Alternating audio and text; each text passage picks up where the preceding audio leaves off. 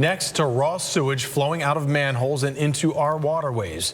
The gem of Port Richey, the Cotee River, dirtied by what neighbors call a disgrace. Human waste spilling into the street and reaching the river when it rains. Yeah, it's a real storm here in Port Richey.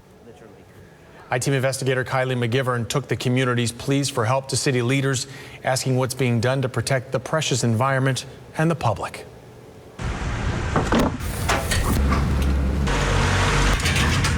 Out here on the Cotee River, everybody's friendly. Stories run deep.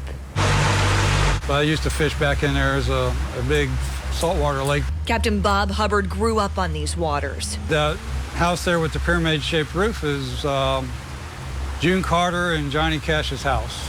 I used to wave them on my dock. I'll go by on my John boat. Today, Hubbard brings the beauty of the Bay Area to visitors through his business, Island Paradise Charters. I just took people charter fishing when I was in high school. Don't tell anybody. But Hubbard says for years he has been telling everybody who will listen, including city leaders, about a problem plaguing Paradise, this place he calls home. That's my house right there. Hubbard recorded this video. Here we are, Port Richey, Florida. To show what happens after a hard rain in Pasco County. And all of this raw sewage, it flows into the storm drain and over excesses into the road, flow into the beautiful, pithless Cotee River. It's hard to explain the stench that we have in the neighborhood. Talk to city officials, they don't even want to listen to you. The sewage, Hubbard says, doesn't stop at his doorstep. I have a sunken bathtub. The bathtub, if I don't plug it, gets raw sewage in my house. Oh, it's something all of us here have to deal with. And the neighbors come down and they call the city all the time. John Hanlon is one of them. And I've called several times. I don't get a response. He's had a front row seat to a real mess. In the last few years, every time it rains hard or if it's been a couple of days of rain, the manhole cover just flows up 6 inches. Sometimes I've seen it pumping out 10 inches. Yeah, it's a real storm here in Port Richey, literally. We have no problem spending money on stuff that we don't need. We need this fixed. The I-Team brought Hubbard's video to Port Richey City Manager John Dute. But it needs to be fixed somehow because this is absolutely disgusting. What do you think when you see that? Well, obviously I share Mr. Hubbard's concern. That's a challenge that we need to address. Dute took over as city manager in January, bringing fresh eyes to the Florida community and Cotee River.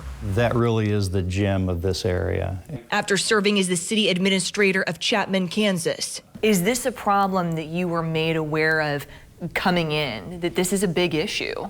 As a general issue, yes. But in the event that you get 6 inches of rain in 1 hour, it's all we can do to keep up. Dute says it's a challenge Port Richey shares with neighbors New Port Richey and Pasco County. The systems that we have, it's easy to say they're antiquated, and that is the reality in some places. We're working on a long-term plan to kind of prioritize what lift station needs to be fixed right now, and Chapel is on that list. Chapel, the lift station impacting Hubbard and his neighbors, that triggers a warning to the city when the sewage level starts to rise. And as Hubbard has seen, spill over. It is a very serious situation, and the state views it as such. We reviewed state data and found since 2017, Port Richey has reported 14 spills to the Department of Environmental Protection. Throughout 2020, Florida Pier, Public Employees for Environmental Responsibility, monitored those emergency alerts of sewage overflows. The reports are supposed to include the number of gallons spilled and cleaned up and if it impacted any body of water.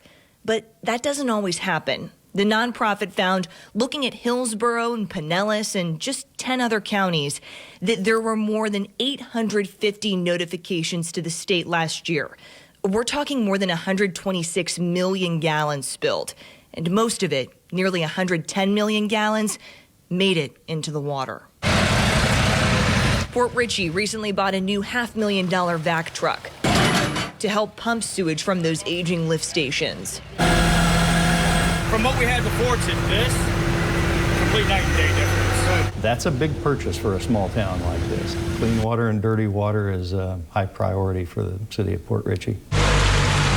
Back at the marina, it's so bad at times that you just barely hold your nose. workers say relief is needed now. It's just hurting everybody. We're frustrated and we're tired of it. Pushing for a plan to protect Port Richey's gateway to the Gulf. Port Richey city manager tells us the community will start to see changes within the next 6 months to a year as the city works to finalize the capital improvement plan and start upgrading lift stations. I'm I-Team investigator Kylie McGivern taking action for you. And we know how much you care about preserving the beauty of the Cotee River and the Bay Area, which is why we're highlighting the work being done to right the wrongs surrounding Florida's water pollution and why we're digging into those stories to hold people accountable. We recently did a full circle report on red tide and algae blooms in the Bay Area. To see the complete report, look for this story on our website at abcactionnews.com.